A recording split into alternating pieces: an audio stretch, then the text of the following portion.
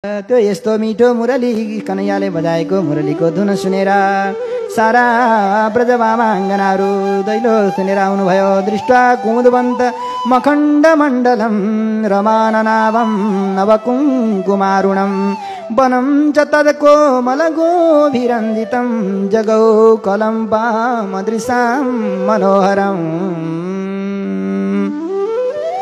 दृष्ट्वा कुमुदवन्तम आकाशमा पूर्ण चन्द्रमाले धरतीलाई वृन्दावनको धरालाई हराभरा बनाएर चारैतिर फलै फलफुलै फुल सरर मिठो मिठो हावा चलाएर ओ बेली चम्पा चमेलीको पुष्पहरूको सुगन्धीलाई वायु देवताले सबैको मनलाई मुग्ध पार्ने नाकै तान्ने गरे।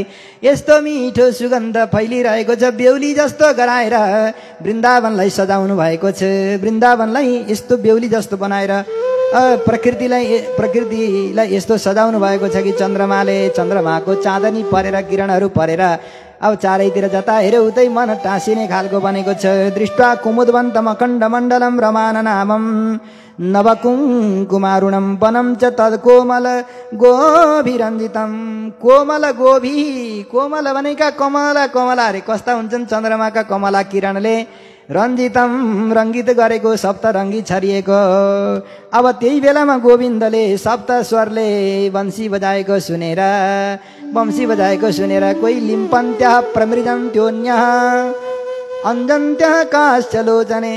भगवानको यस्तो वंशी भयो कि त्यो वंशी सुनेर अब ब्रजवामाङ्गनाहरू वामदृशां मनोहरम अवैदिकानाम अथवा ब्रजवामाङ्गनानाम अथवा बेमायस्य श्रीनिवासैक दत्तचित्तानाम सबको मन मुग्ध भएपछि गोपिनीहरू लिप्तै गरेका भए हातमा पोतो समातेको भए पोतो लिएर झाडु लगाउँदै गरेकाले झाडु समातेर दुध चलाउँदै गरेकाले डाडु समातेर जो जस्ता अवस्थामा थिए त्यस्तै परिवेशयन्त्यस्तधित्वा कोही पस्किँदै गरेका रातिको 12 बजे न खाने बेला हो न पिउने बेला हो न दुध तताउने बेला हो त मध्यरात्रिको 12 बजे भनेको भाते निद्रामा सुतेर फुवा निदाउने बेलामा अब गोपिनीहरू दीवानी बन जाऊंगी मस्तानी बन जाऊंगी मैं तो अपने श्याम की दीवानी बन जाऊंगी। दीवानी बनेका प्रेमले पागल बनेका गोपिनीहरू कति बेला के गर्ने हो सभा सराएका गोविन्दको मुरली सुनेपछि दौडिएर आइपुग्नु भयो। एउटीलाई चाहिँ त्यहीँका ब्रजवासीले थुनेर राखेछन्। अब तिनी रुँदै रुँदै भन्छन् मेरी सखीहरू सबै जानुभयो गोविन्दको दर्शन गर्नको लागि। आँखाले प्रभुलाई देख्ने छन्, हातले स्पर्श गर्न पनि सौभाग्य पाउलिन्, तर म अभागिनी भित्र थुनेर बसेँ, म त मर्ने भएँ। हे प्राणनाथ म कसरी बाँचौँ भनेर बाहिरबाट गरालो लगाएको, बाहिरबाट ताला लगाएर ढोका बन्द गरिदिएपछि दुस्सह प्रेष्ठ विरह तीव्रता पदुता शुभ ध्यान प्राप्ताच्युता श्लेष निर्वृत्या क्षीणमङ्गलः अन्तर्गृहगतः काचिद् गोप्यो लब्ध विनिर्गमा कृष्णं तद्भावनायुक्ता दद्युर्मीलितलोचना। आँखा बन्द गरेर विरहमा डुब्दा डुब्दा प्रभु मैले हजुरको दर्शन गर्न पाइनँ, कति अभागिनी रहेछु, यो घरका मान्छेले मलाई बाँधेर राखे, मैले हजुरको दर्शन गर्न पाइनँ भनेर विरहले त्यो सहन गर्न नसकेर अब प्राण बन्द गरिन्, सासै रोकियो। सास रोकिएपछि अब प्राण तालुबाट प्राण निक्लिएर अब ती हिँडेर जाने गोपिनीहरू भन्दा पनि पहिले ती चिन्तयन्ती नाम गरेकी सखी गोविन्दको पासमा पुग्नुभयो। अब अरू पनि सखीहरू बिस्तारै बिस्तारै सबैजना आउनु भएको छ। आएको देखेर गोविन्दले स्वागत गान गर्नुभयो। राजा परीक्षितले सोध्नु भएको थियो कुन रूपले यिनले उपासना गरे भन्दा जुन रूपले गरे पनि प्रभुलाई प्राप्त गर्ने भनेर मैले सप्तम स्कन्धमै तिमीलाई सुनाइसकेँ। अहिले फेरि सन्देह गरिनुभयो महाराज, भगवानसँग प्रेम गरेर भए पनि जसरी भए पनि यो आत्मा र परमात्माको प्रेम हो। यहाँ यो शुद्ध प्रेम छ। यो 7 वर्षका कन्हैयालाई यी बालिकाहरूले गोपिनीहरूले गरेको प्रेम अत्यन्त पवित्र छ। अब भगवान श्रीकृष्णले सबलाई स्वागत गर्दै हृदय वत्स्याएर स्वागतम भो महाभागा प्रियम किम करवाणी वह भन्दै म के सेवा गरौँ, हजुरहरूलाई स्वागत गर्दछु। कतै ब्रजमा राम्रै त छ, कुशल मङ्गल त छ नि, के कारणले हजुरहरू घरद्वार छोडेर यसरी रातिमा आउनुभएको? अब हेर हामीलाई पागल बनाउनलाई कस्तो बोल्दै हुनुहुन्छ अरे। सखीहरूले सुन्दै सुन्दै जानुभएको छ। पहिले बोलाउने अनि फेरि किन आएको भन्ने, पहिले निमन्त्रणा दिने, हजुरहरू किन आउनु भएको, कथा सुन्न आउनुहोस् आउनुहोस् भनेर बोलाउने, अनि त्यसपछि किन आएको भनेर सोध्न मिल्छ त? अन्त कथा सुन्नै आएको त, हजुरले बोलाएर आएको त। रजन्यसा भगवान् अगाडि भन्नुहुन्छ, रजन्यसा घोर रूपा घोर सत्व निषेविता प्रतियात प्रजम नेह स्थेयम स्त्रीवि सुमध्यमा। यो रजनी यस्तो रात्रिको बेलामा हेर, नारी जाति स्त्री जातिले यस्तो घोर रात्रिमा यसरी घर छोडेर हिँड्ने होइन। यसु मध्यमा मलाई थाहा छ सुष्टु मध्यमा तपाईँहरू सबैलाई मध्यम पदको अर्थ लागेको भएर होला। मेरो दर्शन गर्न आउनुभएको हो कि जङ्गलको शोभा हेर्न आउनुभएको हो? आफ्ना मातापिताले खोजी गर्नु होला, माताले पिताले छोराले भाइले बन्धुहरूले उहाँ नभेटाएर फेरि पागल होलान्। यसरी रातिमा घर छोडेर आउने होइन, वनको शोभा हेर्न हजुर आउने। हजुरको शोभालाई वनको भालुले देखेर खाने गर्यो भने बर्बाद होला, जिन्दगी बर्बाद होला। फेरि यसरी राति राति घर छोडेर आउने होइन। साह्रै प्रेम भयो भनेदेखि हेर्नुहोस् घर छोडेर आउन पर्दैन। म जति बेला गाई चराउन वनमा जान्छु त्यति बेला जहाँ जहाँ भए पनि रुखको छेल परी परी रुखको छेल पारी पारी त्यति बेला मलाई हेर्नु गोपिनी हो, प्यारी सखी हो, यसरी नक्कल पारी पारी रातिमा घर छोडेर आउन पर्दैन। धेरै प्रेम भयो भने प्रेम गर्ने चिज हो, देखाउने चिज होइन। श्रवणात् दर्शनात् ध्यानान् मयि भावनुकीर्तनात् न तथा सन्निकर्षेण प्रतियात ततो गृहान्।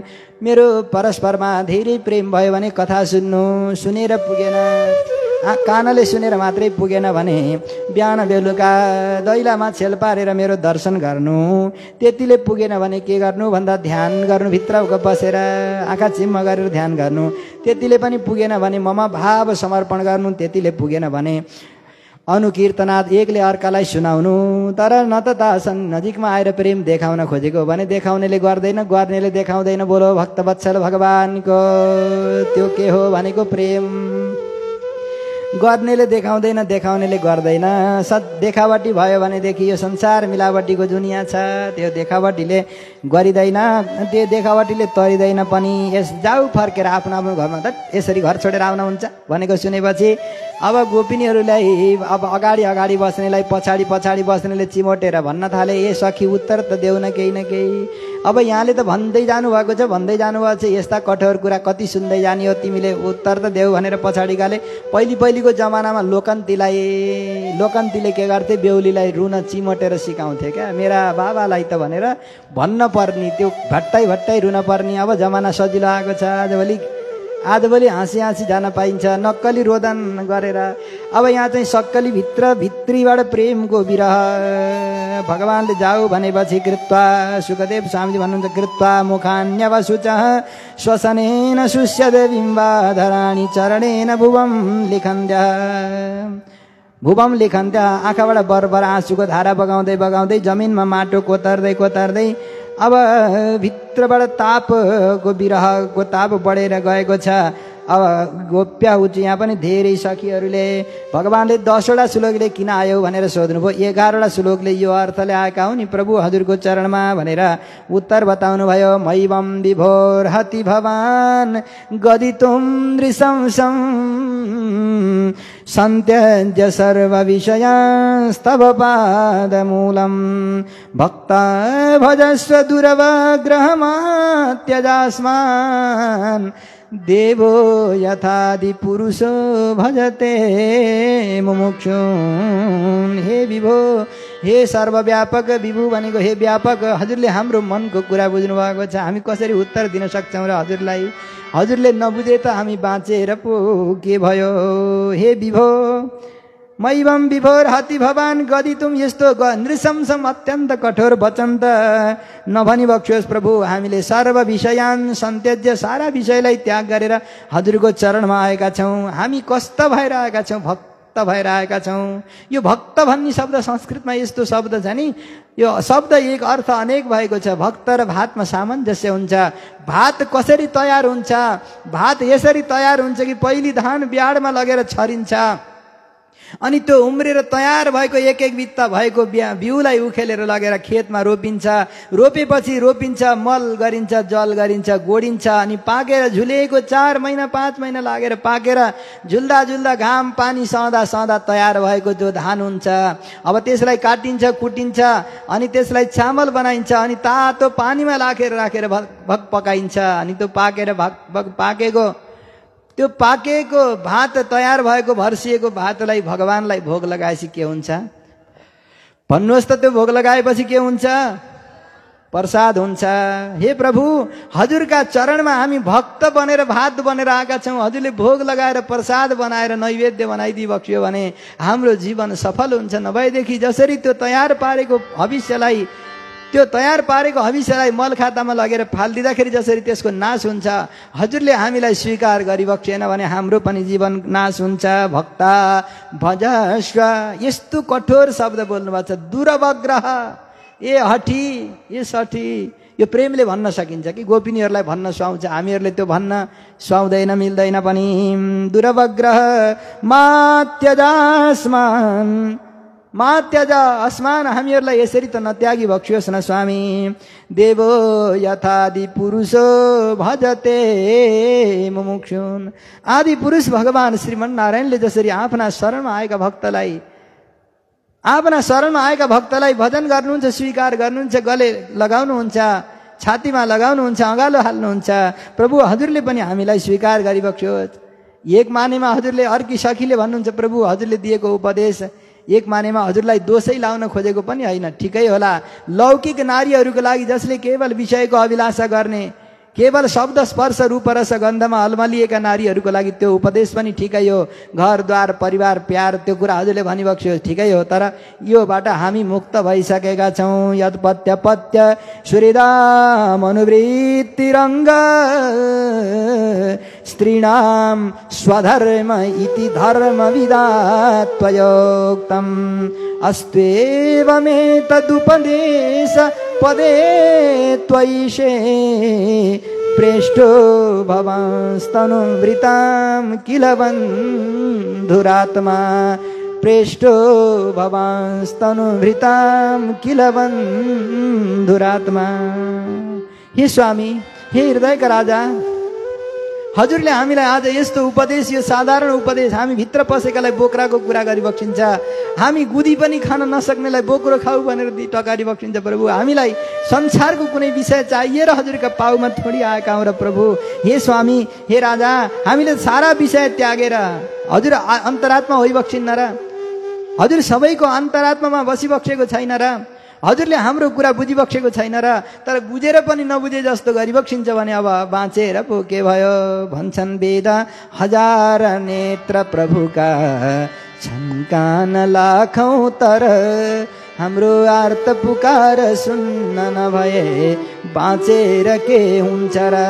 छाडिनाथ हजुरलाई अरूको मेरो कथा सुन्छ र? मेरो पीर व्यथा तथा छटपटी देखेर को रुन्छ र? प्रभु, यो विषय भोग्नका लागि, संसार पाउनका लागि हजुरको छेउमा हामी आएका होइनौँ। हामी त सारा विषयबाट मुक्त भएर केवल हजुरको अनुभव गर्नका लागि आएका हौँ। त्यसो हुनाले प्रभु, हजुरले हामीलाई जाऊ भनेर भन्ने यो कठोर वचन हो, यो वज्रपात जस्तो वचन, यो वाणी फिर्ता लिबक्स्यो स्वामी राजा। हामीलाई जाऊ भनेर नभनिबक्स्यो, जानी भए जसरी बोलाइबक्स्यो त्यसरी नै मुरली बनाएर मुरली बजाएर बोलाइबक्सेको त्यसै गरी पठाइबक्स्यो। गए पनि हाम्रो आत्मा जाँदैन, शरीर जाला, हाम्रो आत्मा जाँदैन। पादौ पदम न चलत स्तव पाद मूलात, हजुरको चरणलाई छोडेर हामी जान सक्दैनौँ। यस्तो यो वास्तवमा यो अलि समय हुने हो भनेदेखि यस्तो भावमा डुबेर गोपिनीहरूले कसरी गोविन्दलाई प्रार्थना गर्नुभयो र प्रभुले स्वीकार गरिबक्स्यो। हामी त्यहाँसम्म पुग्न मिल्थ्यो, तर एक अब समयको अभावले गर्दाखेरि गोपिनीहरूले यस्तै भावले प्रभुको प्रार्थना गरेपछि प्रभुले यिनीहरू विशुद्ध भावले आएका रहेछन् भनेर स्वीकार गरिबक्स्यो। अब महाराजमा प्रवेश गराइबक्स्यो। रमण रेती भन्ने ठाउँमा, वृन्दावनमा रमण रेती भन्ने ठाउँमा, यमुनाजीको किनारमा आज त्यो वृन्दावन ब्रजभूमिलाई व्यापक भूमि बनाएर वैकुण्ठबाट गोलोकबाट नै त्यो भूमिलाई अवतरण गराएर त्यहाँ अरबौं गोपिनीहरूलाई एकत्रित पारेर त्यो मुरलीको ध्वनि सुनेका सारा माथि ब्रह्मलोकबाट तल सातल पातालसम्मबाट ब्रह्माजी, नारदजी, शारदाजी सबै आउनुभएको छ, तर कोही पनि पुरुष रूपले आउन पाएनन्, सबलाई नारीको रूपमा आउनु पर्यो। ब्रह्माजी पनि आउनुभएको थियो, ब्रह्माजी एक रूपले ब्रह्मकुण्डमा बस्नुभयो, अर्को रूपले गोपिनी भएर साडी लगाएर त्यो रासमा प्रवेश गर्नुभयो। महादेव शङ्करजी आउनुभएको थियो, गोपेश्वर बनेर एक रूपले रहनुभयो, अर्को रूपले गोपिनी बनेर गोविन्दको साथमा प्रवेश गर्नुभयो। सारा देवताहरू देवीहरू जसलाई महाराजमा आउने रहर थियो ती सबै आउनुभयो, गोपी बनेर आउनुभयो।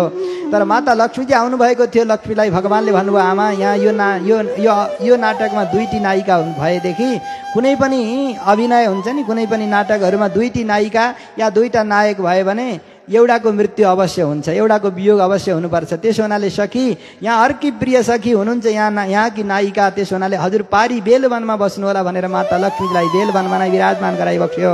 र बाँकी रहेका सबैजना आइसकेपछि अब गाउने नाच्ने बजाउने दुरुस्त भएपछि सबैका साथमा गोपिनीहरूले देख्नुहुन्छ मेरो पासमा पनि गोविन्द हुनुहुन्छ, मेरो पासमा मात्रै गोविन्द हुनुहुन्छ। यो भाव आएपछि प्रभुले भगवानले पहिले भक्तले दिएको के खानुहुन्छ भन्नुहोस् त। यसको उत्तर हजुरहरूले दिएपछि मात्रै कथा अगाडि बढ्छ। भगवानलाई पहिले के भोग लाग्छ? हुन त कोहीले नुहाउनी भोग लगाउनु होला, कोहीले दुध भोग लगाउनु होला, कोहीले माखन मिश्री के भोग लगाउनु होला, कोहीले पालभोग बनाएर खिरान्न भोग लगाउनु होला। तर भगवानलाई पहिले के भोग लाग्छ भन्दा भगवानलाई भक्तको अहङ्कार भोग लगाउनु पर्छ। जबसम्म अहङ्कार भित्रको अहङ्कार सकिँदैन तबसम्म भगवानसँग बसिँदैन।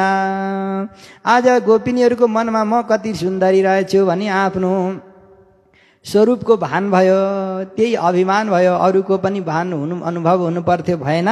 तासाम तत् सौभाग्य मदम, म कति सौभाग्यशालिनी हुँला भनेर गोपिनीहरूको मनमा आउने बित्तिकै प्रभु अन्तर्ध्यान हुनुभयो। अब भगवान अन्तर्ध्यान भएपछि गोपिनीहरूले एकले अर्कालाई आफ्नो भाव त्यहाँ व्यक्त गरेपछि हाम्रो अहङ्कारले गर्दा प्रभु अन्तर्ध्यान हुनुभएको रहेछ भनेर थाहा पाउनुभयो।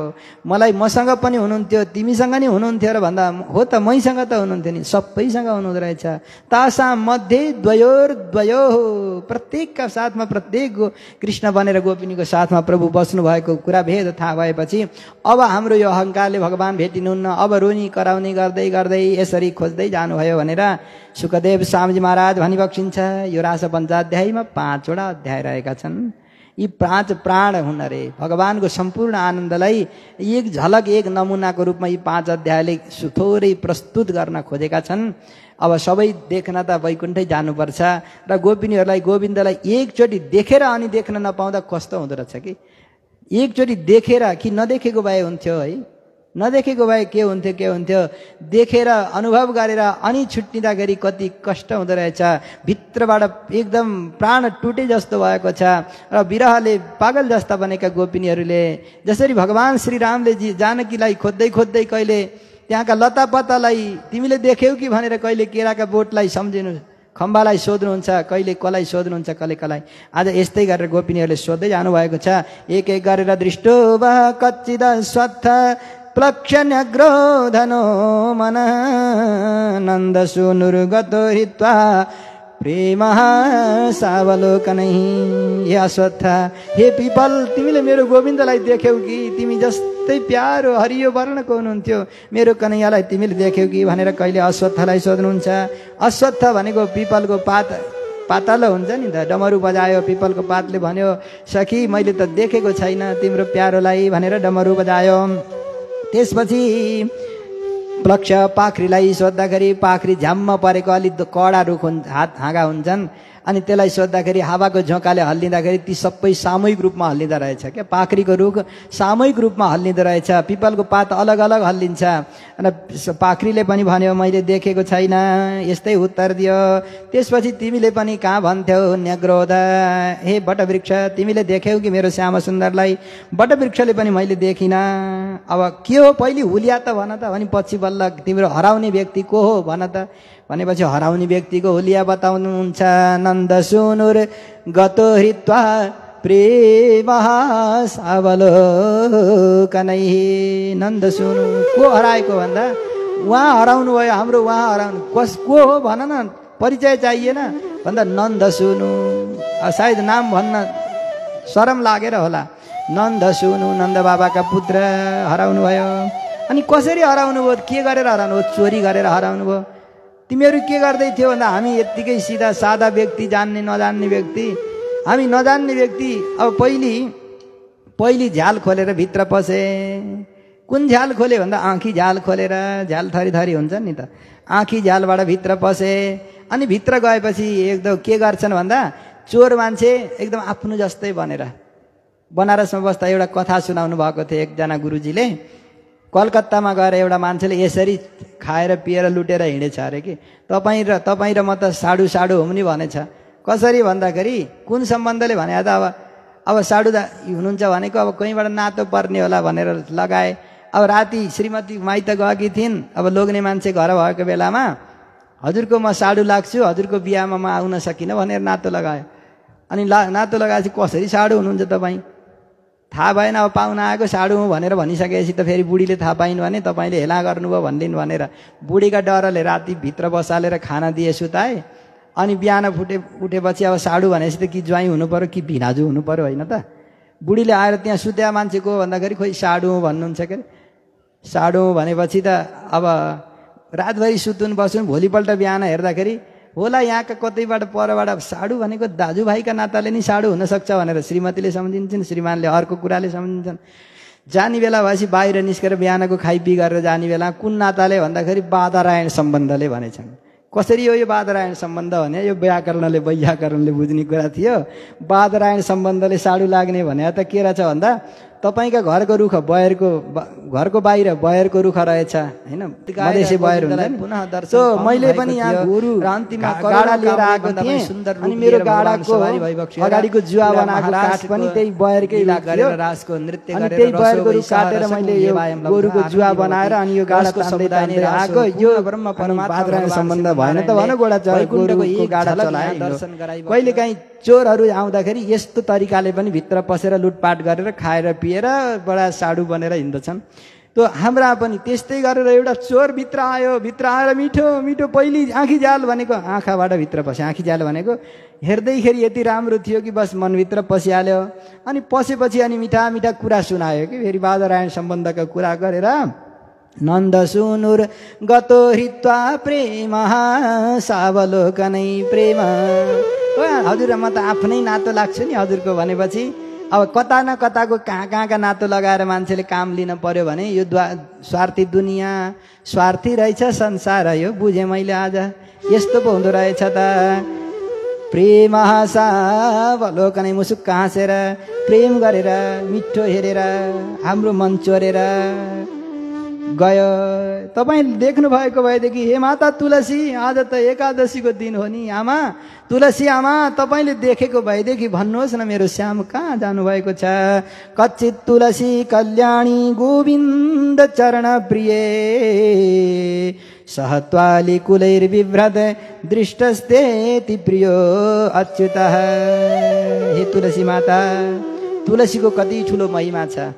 एकचोटि अब यो कथा महाभारतको कथा हो। यहाँ कति धेरै कथा छन् कि 7 दिनमा त कतैबाट नि सकिन्न कि।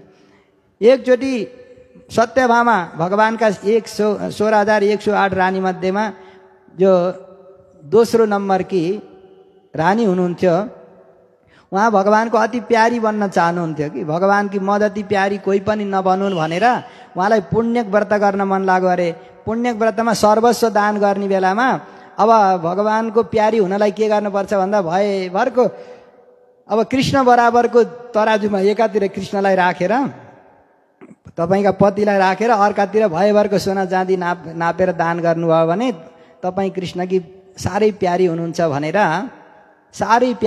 भनेर नारदजीले सत्यभामालाई सुनाउनु भयो। अनि सत्यभामाले भगवानकी अति प्यारी हुनको लागि त अरूलाई सुनाउने कुरा भएन नि त।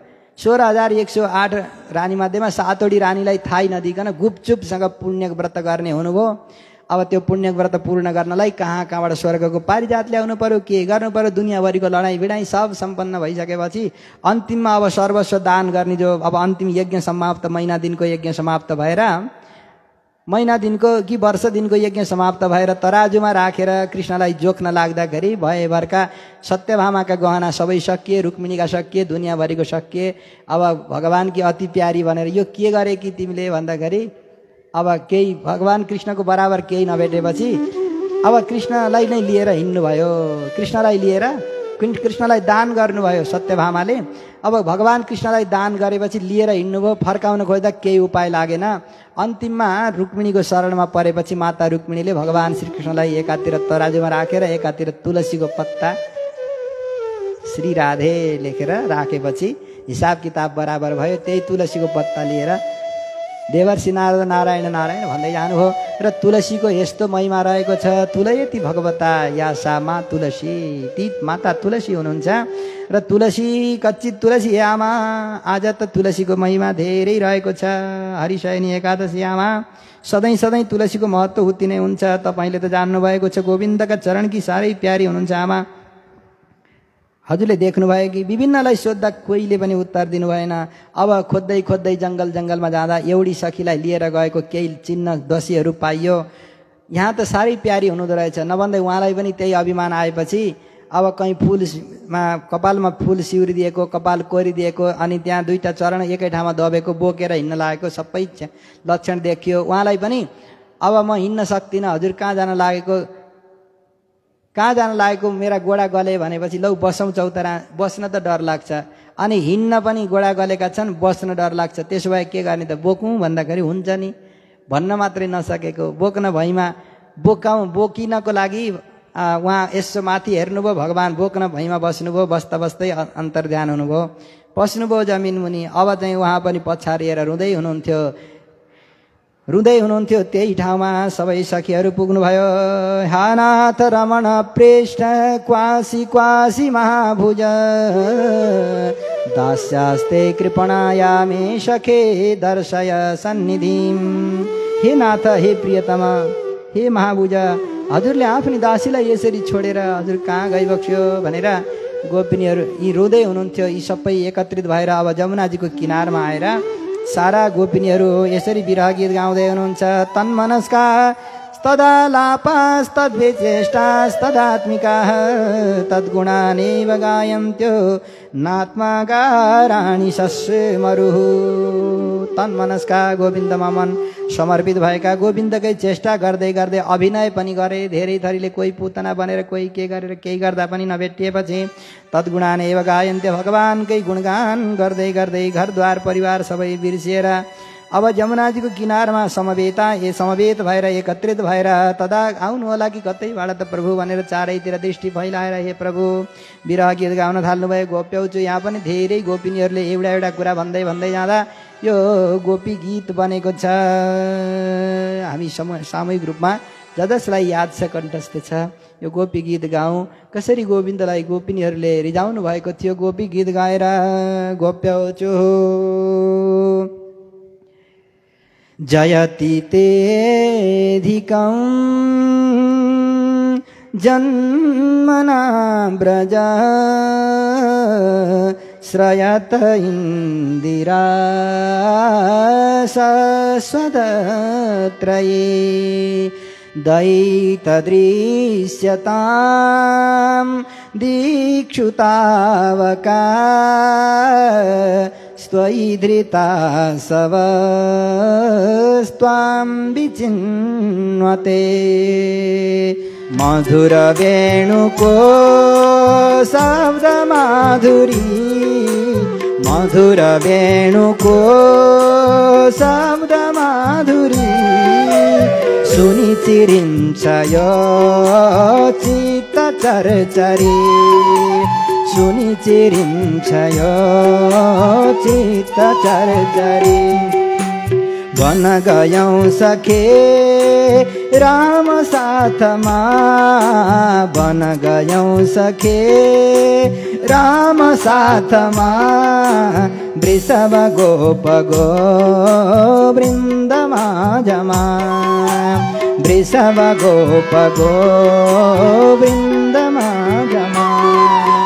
जयति तेऽधिकं जन्मना ब्रज श्रयत इन्दिरा सस्वदत्रै। हे प्रभु, यो हजुरको चरणमा हामीले गरेको प्रेम, यो कुनै लौकिक स्वार्थले गरेको प्रेम नभएर यो निस्वार्थमा कुनै स्वार्थ नभइकन कुनै स्वार्थ नभइकन यो निशर्तले गरेको प्रेम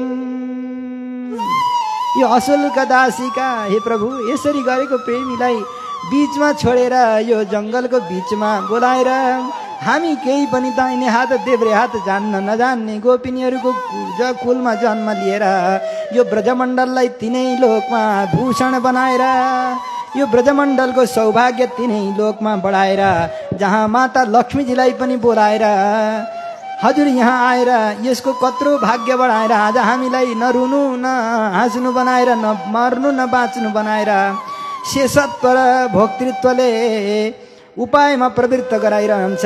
भोग्यत्व र पारतन्त्रले उपायबाट निवृत्त गराउँछ। न मर्न सक्छौँ हजुर आउनुहुन्न कि भनेर त्यो निराश भएर न मर्न सक्छौँ न बाँच्न सकिरहेका छौँ। प्रभु यसरी हामीलाई मर्नु न बाँच्नु बनाएर कहाँ जानुभयो। शरदुदासये